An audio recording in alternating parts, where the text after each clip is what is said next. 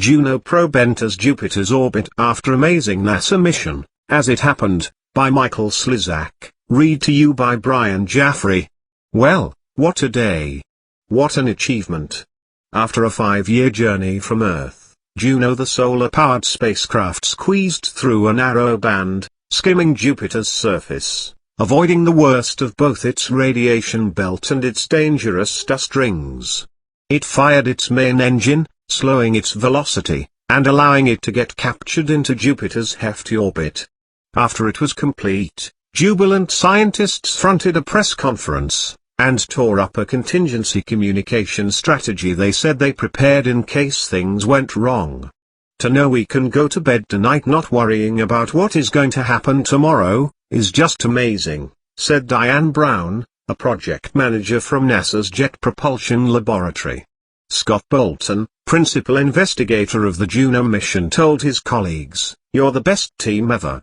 We just did the hardest thing NASA has ever done. Now the spacecraft will orbit the planet once every 53 days until October 14th, when it will shift to a tighter 14-day orbit.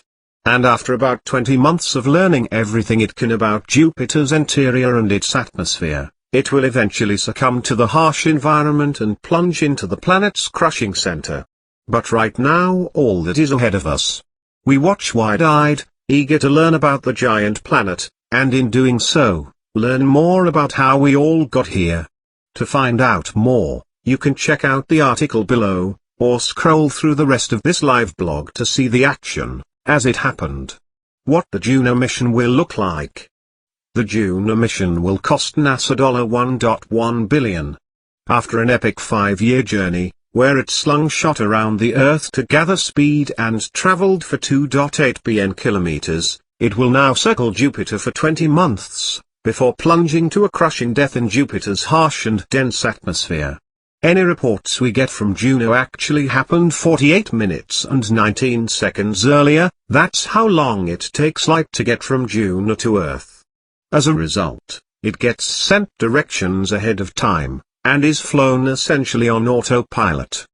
Despite Juno's sensitive electronics being encased in a 1-inch thick solid titanium box to shield it from the intense radiation around Jupiter, eventually it will succumb to the harsh environment. At that time, currently estimated to be in about 20 months, it will be commanded to dive into the atmosphere. But in that time, it will use its 9 instruments to learn everything it can about Jupiter's interior and atmosphere. It will map Jupiter's gravity and magnetic fields and track how much water is in the atmosphere. Its color camera, dubbed JunoCam, will snap close-ups of Jupiter's swirling clouds, polar regions and shimmering southern and northern lights. Some of the things Juno will teach us, hopefully. Juno itself is an amazing feat. It's the first solar-powered spacecraft to reach the outer planets.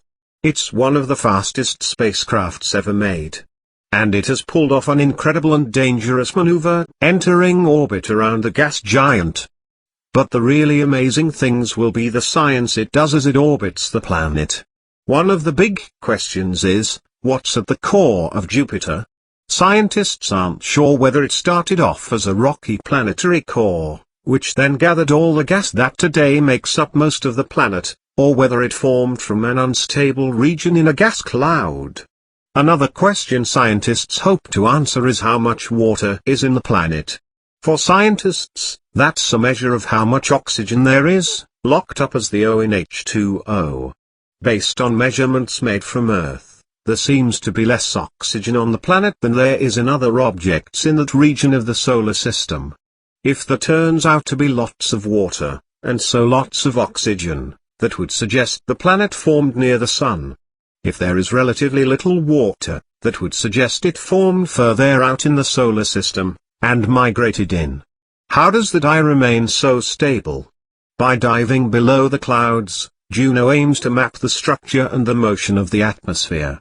That will help scientists see how deep the features we see on the surface penetrate, and figure out how they formed and why they remain for so long.